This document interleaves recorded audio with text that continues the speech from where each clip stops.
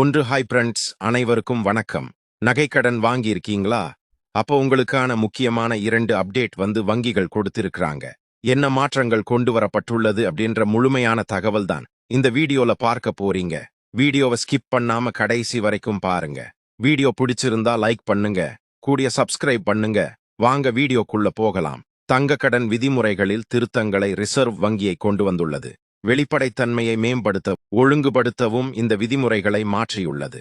வங்கிகள் மற்றும் வங்கி அல்லாத நிதி நிறுவனங்கள் நகைகள், நாணயங்கள், தங்க பத்திரங்கள் அல்லது தங்கம் சார்ந்த பரஸ்பர நிதிகள் போன்ற எந்த வடிவத்திலும் தங்கம் வாங்குவதற்காக கடன் வழங்க தடை விதிக்கப்பட்டுள்ளது. அடுத்ததாக, புதிய தளவுகளுடன் தங்கத்திற்கு எதிராக கடன் வழங்கும் நோக்கத்தை ஆர்பிஐ விரிவுபடுத்தியும் உள்ளது. இப்போது தங்கம் அல்லது வெள்ளியை மூலப்பொருளாக பயன்படுத்தும் அனைத்து உற்பத்தியாளர்களுக்கும் இது நீட்டிக்கப்பட்டுள்ளது. மூன்றாவது, மற்றும் நகர்ப்புற கூட்டுறவு வங்கிகள் இப்போது தங்க ஆதரவு கடன்களை வழங்க அனுமதிக்கப்படுகின்றன.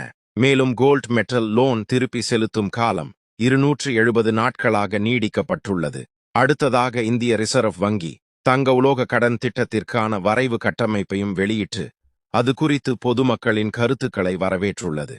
தங்க நகைக்கடன் மதிப்பை பொறுத்தவரை புதிய விதிமுறைகளின் கீழ் 2.5 லட்சம் வரையிலான கடன்களை தங்கத்தின் மதிப்பில் 85% வழங்கலாம். அதேபோல 2.5 லட்சத்திலிருந்து 5 லட்சம் வரையிலான ரூபாய்க்கு மேல் உள்ள கடன்கள் 75%ஆகவும் நிர்ணயிக்கப்பட்டுள்ளது.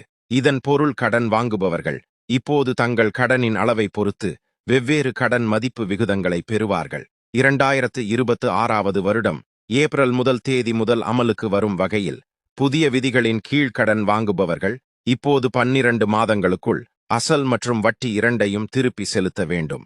முன்னதாக பலர் வட்டி தொகையை மட்டுமே செலுத்தி கடன்களை புதுப்பிப்பார்கள். தாமதங்கள் மற்றும் கடன் திருப்பி செலுத்தும் நிறுத்தப்பட்டுள்ளது. தங்க கடன் திருப்பி செலுத்தும் சுழற்சியில் அதிக ஒழுக்கத்தை கொண்டு வருவதே இந்த நடவடிக்கையின் முக்கிய நோக்கமாகவும் இருக்கிறது. அதேபோல ஏப்ரல் 1 தேதி 2026 முதல் கடன் வாங்கியவரால் கடன் முழுமையாக அடைக்கப்பட்டவுடன் கடன் வழங்குபவர்கள் அடகு வைத்த தங்கத்தை கடன் முடிந்த அதே நாளில் அல்லது 7 வேலை நாட்களுக்குள் திருப்பி தர வேண்டும். அவர்கள் அவ்வாறு செய்ய தவறினால் அபராதமும் விதிக்கப்படும். தாமதமாகும் ஒவ்வொரு நாளுக்கும் அபராதம் 5000 என நிர்ணயிக்கப்பட்டுள்ளது. அவர்களின் தங்கத்தை சரியான நேரத்தில் விடுவிப்பதை உறுதி செய்வதற்கும் பொருந்தும். அடுத்ததாக, ஒவ்வொரு தங்க கடன் ஒப்பந்தத்திலும் கடன் வாங்குபவர்களுக்கான முக்கியமான விவரங்களை தெளிவாக குறிப்பிடுவது கட்டாயமாக்கப்பட்டுள்ளது. இதில் பிணையம் மற்றும் தங்கம் எவ்வாறு மதிப்பிடப்படுகிறது என்பது பற்றிய தகவல்களும் அடங்கும். அடமானம் வைக்கப்பட்ட தங்கத்தின் எந்த ஒரு ஏலத்திற்கான விதிகள் மற்றும் காலக்கெடுவையும் ஒப்பந்தத்தில் குறிப்பிட வேண்டும். கூடுதலாக, கடன் முடிந்தவுடன் தங்கத்தை திருப்பி வழங்குபவர்கள் கடனுக்கான தங்கத்தின் உள்ளார்ந்த மதிப்பை மட்டுமே கருத்தில் கொள்வார்கள்.